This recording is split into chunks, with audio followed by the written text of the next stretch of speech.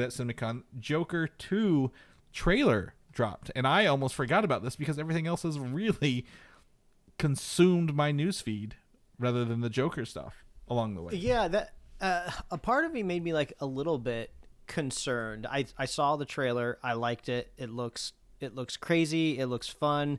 It looks like a perfect sequel that came off of the first Joker. But you're right in a sense of like, I haven't heard anyone talking about it. You know, nobody is like making memes about it. I haven't seen any screenshots shared, any like deep dive, like, oh, look at these Easter eggs type thing. I'm sure they exist out there, but they're not cracking through into my feeds.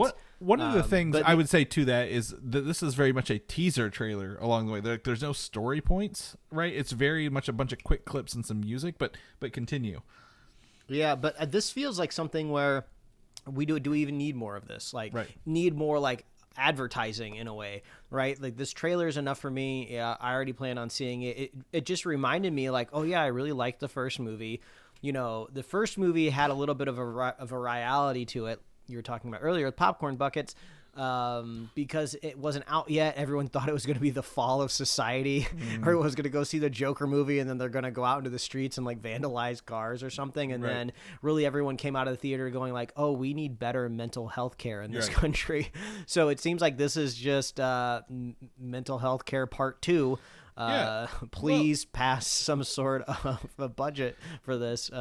With that, it seems like in this teaser, Harley Quinn is a patient at the hospital rather than a doctor, like her normal origin story is, where she's a psychiatrist, Harleen Quinzel, who works with the Joker. It seems like she's actually a patient there at the hospital, right? So, which is a little different. And you obviously, we've talked about, is this a musical? Is it not? It's a jukebox musical with a bunch of popular songs. There is a very popular song playing, like I guess an a cappella version or a lighter version, if you will, over this trailer.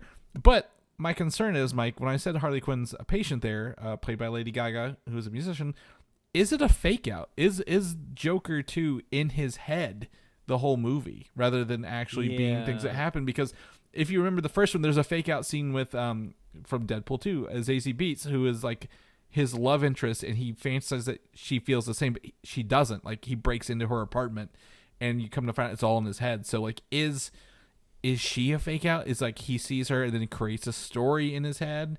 Because the trailer is really organized in that way, because we see shots of like Harley Quinn and Joker dancing out in the city streets, and then it cuts to them dancing in like an insane asylum ward, you know. So yeah, this could just be one big like giant kind of like prank on everyone of just like, oh, you think you're about to go see like a movie where Joker escapes from prison and goes out and does more Joker stuff. It's like, oh no, he's just having all of this in his head. I mean, that would be like a kind of an interesting structure to the movie if maybe that's like the first act. You know, it's just all in his head, and then they actually do break out, and then the audience is not entirely sure, wait, are they out? Are they still in there? And then maybe even Joker doesn't even realize he's out in the real world.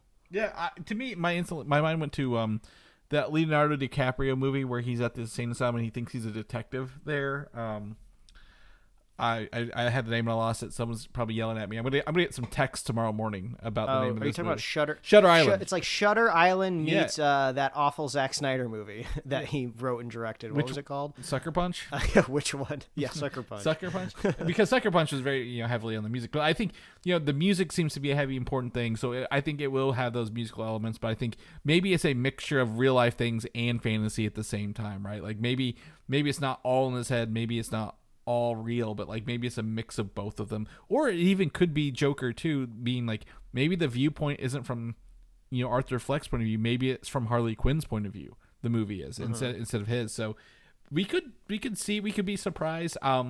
It did also, watching this made me realize I've not watched the first Joker since I watched it in theaters. Like, that movie is emotionally draining through and through, and you've got to really be probably walk out in the daylight afterwards after watching that, because you're not going to want to go to bed happy after watching that movie. So I might need to cue that one back up and take a look. Is that on Amazon? Probably not.